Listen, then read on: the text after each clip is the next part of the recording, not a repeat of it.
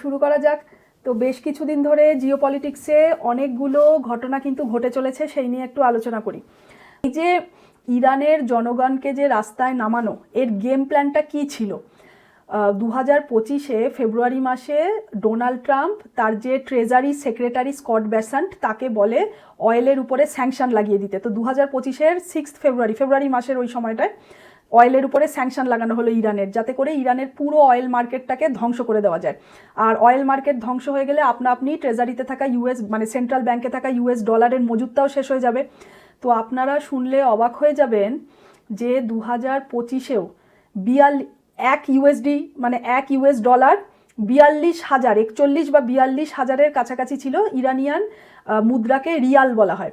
তো 1 ইউএসডি ছিল 42,000 রিয়াল। সেই ডিফারেন্স আজকে জানুয়ারিতে, আজকের দিনে এসে দাঁড়িয়েছে, আপনারা নিজের কানে শুনলে বিশ্বাস করবেন না, গুগলে দেখে নেবেন, 14 লাখ। কোথায় 42,000, কোথায় 14 লাখ, মানে 1.4 মিলিয়ন। তো এমনকি সব থেকে আশ্চর্যের কথা যে ইসলামিক রেভলিউশনের আগেও কিন্তু 1 ইউএসডি ইকুয়াল টু মাত্র 70 ইরানিয়ান রিয়াল ছিল আইআরআর। সেই 1 ইউএসডি ইকুয়াল টু 70 থেকে বাড়তে বাড়তে বাড়তে 42,000-এ এসে দাঁড়িয়েছে ইসলামিক শাসনে। সেই 42,000-এর থেকে এক বছরের মধ্যে আবার এই শুধুমাত্র এই অয়েল স্যাংশনের ফলে 14 লাখে এসে দাঁড়িয়ে গেছে। এবারে আসি আমেরিকার গ্রিনল্যান্ড অপারেশন। অলরেডি হুঙ্কার দিয়েছে যে চায়না রাশিয়া যেন এদিকে না তাকায়। এটা বলেছে যে আর্কটিককে আমি চায়না রাশিয়ার হাত থেকে মুক্ত রাখতে চাই, কারণ এটা আমার এরিয়া অফ ইনফ্লুয়েন্স। তো এই বলে অজুহাত দিচ্ছে, তাই আমার গ্রিনল্যান্ড চাই। কিন্তু এটা তো একটা মাত্র অজুহাতই। এটা যদি হতো যে চায়না রাশিয়ার থেকে দূরে রাখতে চাইছে, তাহলে আমেরিকার কাছে কিন্তু অলরেডি আলাস্কা আছে। তো চাইলে কিন্তু আলাস্কাতেই কিন্তু সমস্ত ডিফেন্স সিস্টেম বসিয়ে যা যা বসানোর দরকার সেখানে বসিয়ে সেখান থেকেই কিন্তু রাশিয়ার চায়নাকে চেকে রাখতে পারে। কিন্তু সেটা না করে ওর গ্রিনল্যান্ডকেই চাই কেন? তার পিছনে দু একটা কারণ কিন্তু আছে। একটা হচ্ছে, দুটো কথা নিয়ে যবে থেকে ডোনাল্ড ট্রাম্প এসছেন, দুটো কথা কিন্তু ভীষণ চর্চায় আছে। একটা হচ্ছে আর্টিফিশিয়াল ইন্টেলিজেন্স, এআই, আর একটি হচ্ছে ক্রিপ্টোকারেন্সি। উনি তো অলরেডি বলেছেনই, উনি নাকি পুরো আমেরিকাকে এআই কান্ট্রি বানাবেন, এআই এর হাব বানাবেন এবং ক্রিপ্টো ক্যাপিটাল বানাবে পুরো আমেরিকাকে। রাশিয়াও কিন্তু কদিন আগে এই অভিযোগটা করেছে যে এই ক্রিপ্টোকে ব্যবহার করে আমেরিকা নাকি ম্যাজিক করে কিছু একটা করতে চলেছে, এই সব এত ঋণ মেটাতে চলেছে।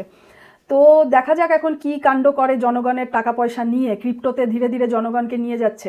এই 1971-এর সময়ও ঠিক এরকম ধরনেরই কাজ কারবার করেছিল, যে এই যে ডলারের থেকে যে গোল্ডের ব্যাকিং ছিল সেটাকে সরিয়ে দিয়ে ফিয়াট কারেন্সি বানিয়েই ছিল। এই কারণে তারপর থেকে পুরো দুনিয়ার বাকিদের ঘাড় দিয়ে নিজের ইকোনমি চালিয়ে গেছে, ফ্রিতে ডলার প্রিন্ট করে করে, যার গোল্ড ব্যাকিং নেই, কোনো কিছুরই ব্যাকিং নেই।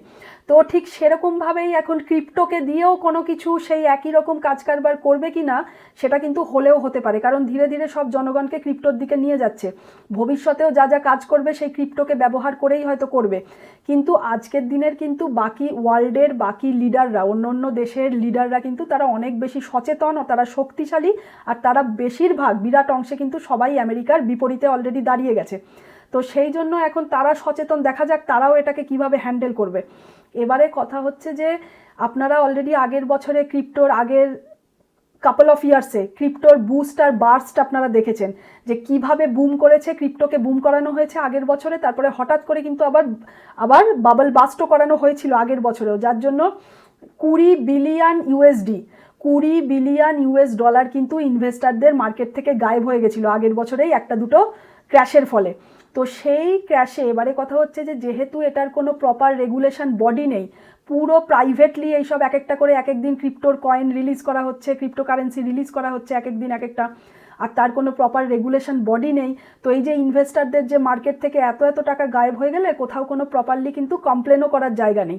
খুব সম্প্রতি কিন্তু এই আরবিআই এর গভর্নর আর ভারত আমেরিকার যে অ্যাম্বাসাডার সার্জিও গড়, এনাদের মিটিং হয়েছে। সেখানে সার্জিও নাকি বলেছেন যে state of the art technology, এই নিয়ে কথা হয়েছে। এখন এই state of the art technology এটা কি হতে পারে? এটা ক্রিপ্টো হতে পারে, ব্লক চেন, যেটা ব্লক চেন ওই ক্রিপ্টো ডেভেলপমেন্টের জন্যই আর্টিফিশিয়াল ইন্টেলিজেন্সের একটা পার্ট হচ্ছে ব্লক চেন, যেটা ক্রিপ্টো ডেভেলপমেন্টেরই কাজে লাগে। তো এখন ক্রিপ্টোকারেন্সি নিয়েই কথা হয়েছে কিনা, পরবর্তী ভারত কিছু বাজেটে পেশ করে কিনা ক্রিপ্টো নিয়ে, সেটা দেখা যাক, জানা নেই। তো আমি তো সবসময় এটাই সবাইকে সাজেস্ট করব যে ভারতে যারা রয়েছেন খুব দেখে শুনে বুঝে আরবিআই এর গাইডলাইন্স মেনে ক্রিপ্টোকারেন্সিতে ইনভেস্ট করতে, কারণ বারবারই আমি বলছি যে এর কোনো কিন্তু প্রপার রেগুলেশন বডি নেই, এটা পুরোপুরি প্রাইভেট অর্গানাইজেশন থেকে এগুলো রিলিজ করা হয়। তো গ্রিনল্যান্ডকে নেওয়ার পিছনে কিন্তু দুটো কারণ থাকতে পারে। একটা হচ্ছে এই যদি আর্টিফিশিয়াল ইন্টেলিজেন্সের হাব বানাতে চায় আমেরিকাকে, তাহলে অবশ্যই ডেটা সেন্টার বানাতে লাগবে। তা গ্রিনল্যান্ড হচ্ছে উপযুক্ত জায়গা ডেটা সেন্টারকে কুল রাখার জন্য। অটোমেটিক ন্যাচারাল কুলিং সিস্টেম হচ্ছে গ্রিনল্যান্ড। তো অনেক বিশেষজ্ঞর মতেই হচ্ছে গ্রিনল্যান্ডকে ওই ডেটা সেন্টারের লোকেশন হিসাবে চুজ করতে চায়, কারণ গ্রিনল্যান্ড এমনিতেই ন্যাচারালি ঠান্ডা। তো সেই কারণে একটা কারণ। সেকেন্ড কারণ হচ্ছে অবশ্যই ইউরোপকে নিজের যে এরিয়া অফ ইনফ্লুয়েন্স, আমি যে আগের ভিডিওতেও বলেছি যে মাল্টিপোলারিটির দিকে যত এগোবে এরা নিজেদের এরিয়ার দাদা হয়ে থাকবে।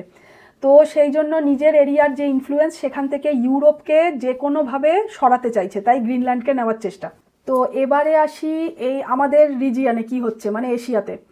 এই জাস্ট কয়েকটা দিন আগে কিন্তু হঠাৎ করে 2 ঘন্টার জন্য ইউএইর যে ক্রাউন প্রিন্স এমবিজেড, সৌদির হচ্ছে এমবিএস আর ইউএইর হচ্ছে এমবিজেড মোহাম্মদ বিন জায়েদ, তো তিনি হঠাৎ ভারতে এসে একটা কিন্তু প্যাক্ট সাইন করেছেন। কি একটা স্ট্র্যাটেজিক ডিফেন্স পার্টনারশিপ সাইন করেছে, যেটার হচ্ছে যেই প্যাক্টের সাইনের মানে হচ্ছে যে ইন্ডিয়ান ওশেনের যা যা সিকিউরিটি সেটা কিন্তু এখন থেকে ভারত দেখবে।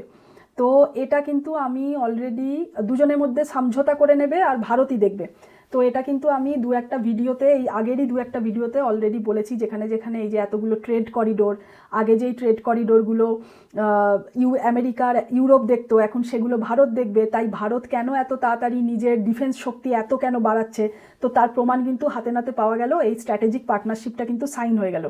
এবারে এই যে পার্টনারশিপ যে সাইন হবে, এর কতগুলো সিগন্যাল কিন্তু আমরা আগেই পেয়েছি। কিভাবে? তো সবচেয়ে বড় সিগন্যাল কোনটা ছিল, যে ভারত যখন প্রথম রাফেল কেনে ফ্রান্স থেকে, সেই ফ্রান্স থেকে যখন ডেলিভারি হয় মাঝপথে, মানে এই পুরো রাস্তা যে আসছে রাফেলটা ভারত অবধি, মাঝপথে কিন্তু ওই রাফেলের রিফুয়েলিং করেছে। রিফুয়েলিং মানে যেমন গাড়িতে আবারও তেল দিতে হয়, তো সেই রিফুয়েলিং কে করে দিয়েছে? ইউএই করে দিয়েছে।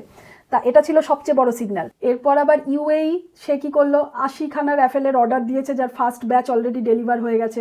আবারও ভারত 114টা রাফেলের অর্ডার দিচ্ছে, তো দুজনে মিলে সেম ফাইটার জেট কিনছে। তারপরে আবার এই প্যাক্ট সাইন হলো। এটি কিন্তু একটি বিরাট নিউজ, কারণ বিরাট ব্যাপার, কারণ পরবর্তীকালে হয়তো এই একই মডেল ভারতের সাথে অন্যান্য যারা আবার পার্টনারশিপে আসবে, রিজিওনাল পার্টনারশিপে, তাদের সাথেও হয়তো এই একই মডেলকেই ফলো করা হবে। সম্প্রতি একটা নিউজ আবার খুব ঘুরছে যে সৌদি, পাকিস্তান, টার্কি মিলে নাকি ইসলামিক ন্যাটো বানাচ্ছে, কারণ যেহেতু সৌদি আর পাকিস্তানের মধ্যেও একটা ডিফেন্স প্যাক্ট সাইন হয়েছে বলে। তো যাদের এই জায়গাটা পুরোটাই খালি, সেই লেফটিস্টরা তো সবসময় এরকম ধরনের কিছু শুনলেই নাচানাচি করে ওঠে। ওই দেখো, কারণ এই জায়গাটা পুরোটা খালি, তো যে যা নিউজে আসছে, যে হেডলাইনটা আসছে, ব্যাস সেটা দিয়ে নাচানাচি শুরু হয়ে গেল। যে ওই দেখো ভারতের প্রধানমন্ত্রী খুব সৌদির প্রিন্সের সাথে আসা যাওয়া, ওই দেখো সৌদি আবার পাকিস্তানের কে গলা জড়িয়ে ধরছে। তো কি আর বলা যাবে। তো এর মানে এই নয় যে ভারত কখনো পাকিস্তানকে অ্যাটাক করলে আবারও যদি করে তার মানে সৌদি গিয়ে পাকিস্তানকে বাঁচাতে যাবে না, এটা কখনোই নয়। এগুলোর পিছনের কি কারণ সেগুলো বুঝতে হয়। এর মানে এটাই, পাকিস্তানের আর্মিকে কিনে নেওয়া মানেই এই প্যাক্ট সাইনের মাধ্যমে। আর পাকিস্তান তো সবসময় একটা ভাড়ায় খাটা দেশ, যে টাকা দেবে, ডলার দেবে, কি দেবে, নাচতে থাকবে, এছাড়া তো কোনো উপায় নেই। আমি বহুকাল আগের ভিডিওতে বিস্তারিত ব্যাখ্যা করেছি যে পাকিস্তান কিভাবে ভাড়ায় খাটা দেশে পরিণত হলো। তো সেই জন্য যেই মুহূর্তে কিনে নেওয়া, তার মানে সৌদির কথাতে উঠতে বসতে হবে। তো তখনই পরবর্তীকালে যদি ইরানের জন্য বা ইয়েমেনের জন্য যুদ্ধে যদি কাজে লাগে, তখন সৌদি এই পাকিস্তানের আর্মিকেই কাজে লাগাবে। আর শুধু তাই নয়, কিছু বিশেষজ্ঞ এটাও মনে করছেন যে এই যে প্যাক্ট সাইন হয়েছে, এর পরবর্তী ইম্প্যাক্ট বা লং টার্ম এফেক্ট যেটা বলে, সেটা হতে পারে পাকিস্তানকে পুরোপুরি ডিনিউক্লিয়ারাইজেশন করে দেওয়া। কেন বললাম? এই কারণেই বললাম যে আমি আগের ভিডিওতেও বুঝিয়েছি অনেকবার যে সৌদি কিন্তু ডির্যাডিকালাইজ সৌদি করবে। যেখান থেকে ডলারের সময় সমস্ত র্যাডিকালাইজেশন হয়েছে, যে ছিল সোর্স, এখন সেই ডির্যাডিকালাইজ করবে। তো সুতরাং সৌদি কোনোদিনও ভারতের এগেনস্টে কোনো কাজ করবে না, ভারতের শত্রু সৌদি কোনোদিনও হবে না। আর সৌদির আর্মিরাও কিন্তু ভারতে ট্রেনিং নেয়, তো যদি ভারতের এগেনস্টে কোনো অ্যালায়েন্স করবে পাকিস্তানের সাথে বা কিছুর সাথে, তাহলে তো আর্মিকে পাকিস্তানে পাঠাতো, ভারতে কেন পাঠাবে? তো এই মাথা খালিদের কথা কখনোই শুনবেন না। এবারে আসি সবচেয়ে বড় খবরে, যেটা 27শে জানুয়ারি যে ডিলটা হতে চলেছে।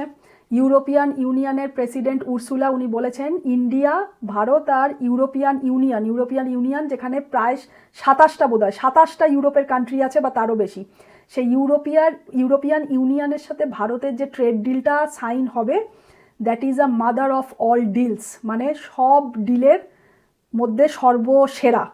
তো এই ডিল যদি একবার সাইন হয় তাহলে বোঝাই যাচ্ছে যে বাংলাদেশের অবস্থা কোথায় গিয়ে দাঁড়াবে। কারণ অলরেডি কিন্তু খবর চলে এসছে যে 1 ফেব্রুয়ারি থেকে বাংলাদেশের সব টেক্সটাইল মিলসগুলো বন্ধ হতে চলেছে। তো এরপর যদি আবার mother of all deals European ইউনিয়নের সাথে ভারতের সাইন হয়, তাহলে এরপর কি টেক্সটাইলের কন্ট্রাক্টগুলো বাংলাদেশে যাবে না ভারতে আসবে? এটা তো খুবই পরিষ্কার। আর এই বাংলাদেশের মার্কেট কোথায় ছিল? আমেরিকার ইয়েতেই ছিল, ইউরোপে ছিল, কিন্তু এরপরে mother of all deal sign হওয়ার পর এদের পরিণতি কি হবে? এরা যদি এখনও না বোঝে, এদের শেষ অবস্থা পাকিস্তানের মতোই হবে। কারণ আবারও বলছি, মাল্টিপোলারিটির দিকে যত যাবে, যে যার রিজিয়নের পাওয়ারগুলো, যারা যারা নিজের রিজিয়নের যে শক্তিশালী, যেমন আমেরিকা নিজের রিজিয়নের সব থেকে বেশি শক্তিশালী, সে কিন্তু নিজের ট্রেড ডিলগুলো সব বুঝে নিচ্ছে, কিভাবে কার সাথে কি কি ট্রেড ডিল করতে হবে সে করে নিচ্ছে। আবারও রিপিট করছি, এই মুহূর্তে ফাইন্যান্সিয়াল রিসেটের কাজ কারবার চলছে। এই সময় ফাইন্যান্সিয়াল রিসেটের সময় প্রত্যেকে রিজিয়নাল পাওয়ারগুলো, বড় বড় পাওয়ার যারা নিজের সব কিছু বুঝে নিচ্ছে, যারা যেই রিজিয়নে যে শক্তিশালী, তো আর নিজের ট্রেড ডিল সবাই করে নিচ্ছে। তো বাংলাদেশ যদি এখনও না বোঝে আর এই ফাইন্যান্সিয়াল রিসেটের সময় আজ হোক কাল হোক কিছু যদি পেতে চায়, দিল্লির কথা শুনে যদি না চলে, ভবিষ্যৎ পুরো পাকিস্তানের মতো হবে।